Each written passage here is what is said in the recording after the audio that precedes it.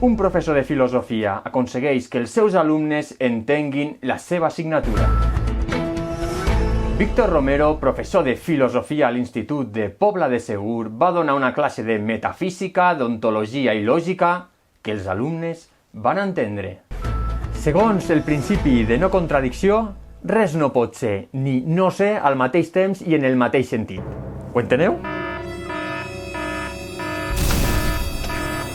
A veure, el torno a reformular, però segons la teoria doxàstica. És a dir, ningú no pot creure al mateix temps i en el mateix sentit una proposició i la seva negació.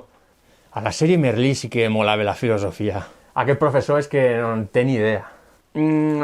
Potser ho enteneu des de la lògica.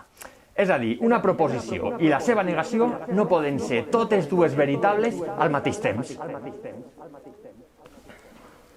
Digues, Quim.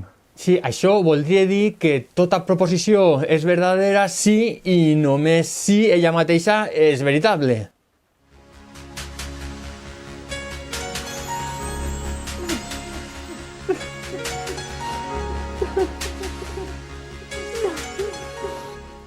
Aquest fet sense precedents ha descol·locat al sindicat de filòsofs, que no estan preparats per a ser entesos.